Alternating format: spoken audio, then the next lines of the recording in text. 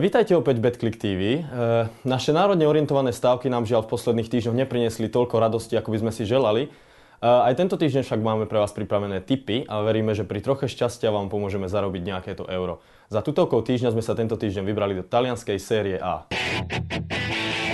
Neapol od začiatku sezóny potvrdzuje, že má v lige len tie najvyššie ciele. V poslednom zápase Hamšikovci rozdrvili Inter rozdielom triedy 3-0. A veríme, že by Parma nemala Hamšikovcom narobiť doma problémy. My sme na BetClicku vypísali na výhru Neapol kurz 1,5.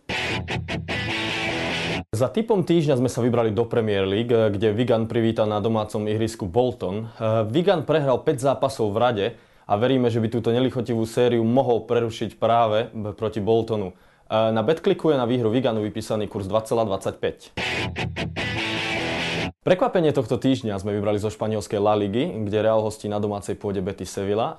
Hostia vstúpili do sezóny dobre, keď dokonca niekoľko kôl okupovali prvú priečku tabuľky.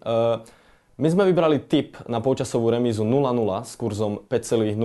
Veríme, že hostia majú kvalitu na to, aby uhrali v prvej 45 minútovke polčasovú remízu a za tento kurz sa to určite staviť oplatí.